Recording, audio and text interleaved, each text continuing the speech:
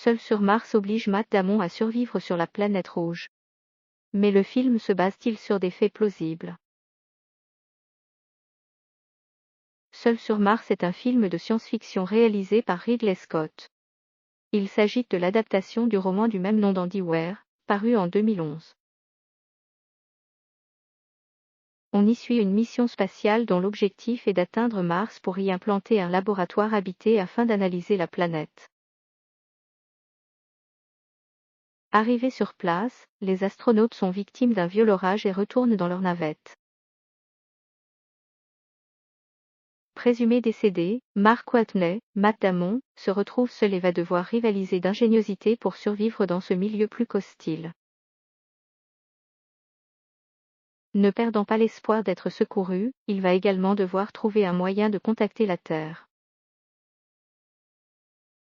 La course contre la montre s'engage pour faire revenir sur Terre celui qui est finalement le premier vrai martien. La distribution du long-métrage est assez impressionnante avec les présences de Jessica Chastain, Kristen Wiig, Jeff Daniels, Michael Pena, Sean Bean, Kate Mara, Sebastian Stan, Chiwetel Ejiofor, Benedict Wong, Mackenzie Davis et Donald Glover. Seul sur Mars, malgré son sujet et les drames qui s'y déroulent, est très drôle. Matt Damon, très en forme dans ce registre, a même été récompensé d'un Golden Globe du meilleur acteur dans une comédie pour sa partition. Joli carton au box-office, il rapportera plus de 630 millions de dollars dans le monde. En France, ce sont plus de 2,6 millions de personnes qui se sont déplacées dans les salles pour le découvrir. Le long-métrage se voulait également le plus réaliste possible. Le faux du vrai. L'ambition de Seul sur Mars n'était en effet pas qu'artistique, mais également scientifique puisque des consultants de la NASA ont aidé à garantir la véracité des scènes. Alors qu'en est-il vraiment? Matt Damon aurait-il survécu sur la planète rouge? Oui.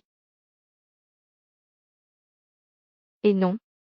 Un film reste un film et certains éléments de la réalité ont été changés dans un but de dramatisation.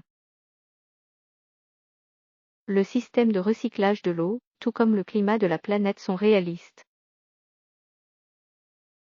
Le déroulé de la mission en elle-même est basé sur un des scénarios probables de découverte de Mars imaginé par un ingénieur en aérospatial.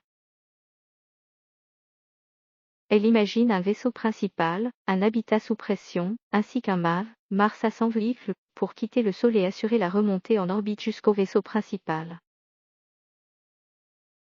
L'habitat gonflé sous haute pression est donc également scientifiquement pensé pour pallier la pression atmosphérique trop légère de Mars.